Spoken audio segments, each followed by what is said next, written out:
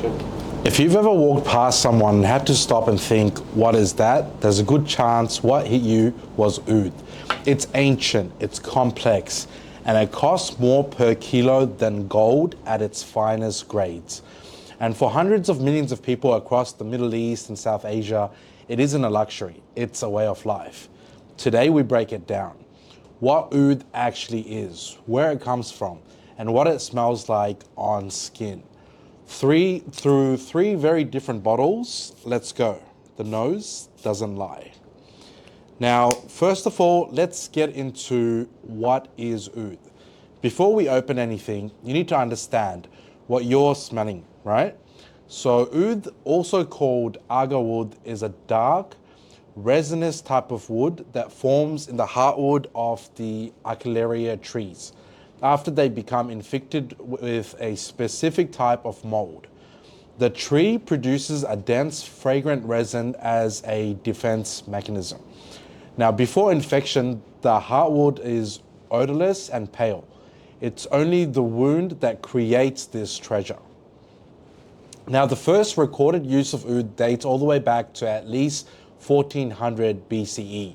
It shows up in the Hindu texts, the Buddhist rituals, Chinese imperial courts, and the Prophet Muhammad ﷺ is said to have fumigated himself with oud. And it's a practice that a lot of Muslims still continue today. And it's referred to as an item found in paradise. Now, here's what surprises most beginners. Oud doesn't come from the Middle East. It actually originates from South and Southeast Asia, India, Bangladesh, we're talking about Indonesia, Malaysia, Thailand, and it was traded into the Gulf via ancient routes, including the Silk Road. What the Arab world did was fall in love with it, build a whole culture around it, and eventually make it theirs.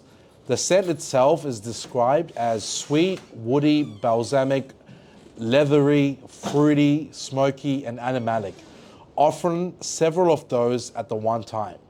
What makes oud remarkable is its ability to evolve on the skin. As it dries down, it reveals different facets of its character, creating a dynamic olfactory experience unlike almost any other ingredient. Oud is amazing, and as you can tell, I absolutely love it. Now, one more thing before we smell anything. The vast majority of perfume houses don't actually use pure oud oil. They use fragrance molecules that mimic it. Because real oud is so extraordinarily expensive and nearly impossible to source consistently. Now, none of these three bottles actually contain pure oud oil. They contain oud accords, engineered compositions designed to capture different facets of the oud experience. Now, that's not a compromise. That's actually the craft. We've got here in front of us Imperial Valley by Gissah, Ahmed al-Maghribi's Summer Oud, and Blu Oud also by Ahmed al-Maghribi. Let's start with Gissah. This was launched in 2021 and it's made by a Kuwaiti niche perfume house. It's been cloned and copied by many, but the quality, blend, and performance of the original still tops any of the inspired versions. This is one of the most referenced Middle Eastern fragrances in the last 5 years. Now, in terms of the fragrance notes, the top notes are Sicilian bergamot, Davana, pink pepper. In the mid, we've got agarwood, oud, white amber, and rosemary. In the base, we've got leather, musk, and Haitian vetiver. Now, the opening, it is fresh and pleasant. It's got bergamot, it's got pink pepper, and gently the integrated oud joins in, adding in depth. Now, alongside this aromatic rosemary and a subtle leather note, and what makes this remarkable is that it's one of the first times most people experience what's called fresh oud, oud that somehow feels airy instead of dense. And the bergamot and the pepper, it really lifts it and it makes it breathe. Now, there's a note in here called Davana, a herb from India with a warm, fruity, and slightly abstract quality that gives Imperial Valley that thing that you can smell but can't quite name. It is absolutely incredible and a must-have in every collection. Now the dry down, it gets assertive. Leather comes forward. The musk deepens. The vetiver adds a smoky, incensey type of feel. The longevity is excellent and the sillage is enormous. You leave a noticeable scent cloud that stays present all day. Now, fair warning, the atomizer on this bottle, it delivers like a fire hose. 3 sprays here would equal to 6 sprays elsewhere. This is the real deal. It will challenge some people, and that's the point. Now, this is Ahmed Al-Maghribi's Summer Oud, an absolutely beautiful perfume. Now, this has about a 40% oil concentration, so you know that it is nuclear. It's in the same world as Imperial Valley, but it's completely different energy. This was launched in 2022, and Ahmed Al-Maghribi is a Dubai-based house founded in the year 2000. Deeply rooted in the Arabic tradition, but known for making fragrances that translate across all cultures.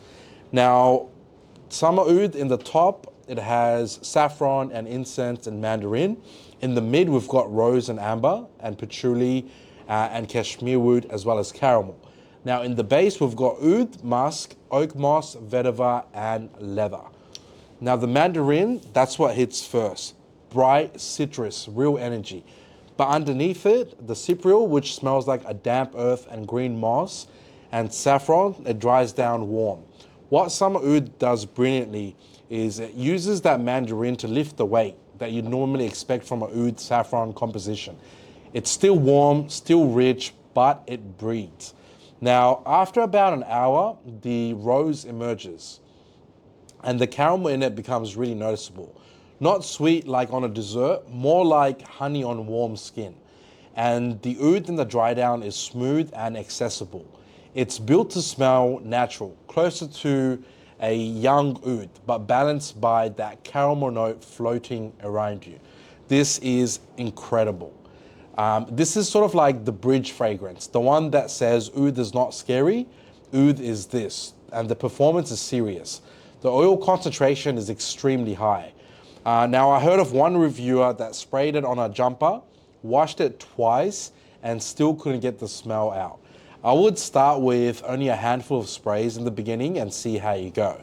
Now moving on to our final fragrance of the day, this is Blu Oud by Ahmed Al-Maghribi as well. Now it's Blu, B-L-U, not blue with an E. Ahmed Al-Maghribi has another fragrance just called Blu. Different bottle, different DNA. Make sure you don't mix them up. Now Blu Oud was launched in 2024. It's a unisex fragrance blending fresh, leathery, and woody elements. It's in the Imperial Valley DNA, but I would say instead of being twins, they're cousins. In the top, it's got leather, bergamot, and cypress. In the mid, it's got incense, violet leaf, and geranium.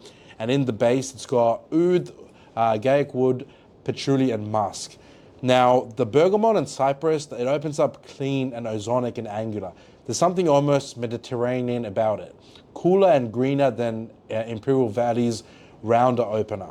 Within the first 30 minutes, it settles into a gentle, woody direction.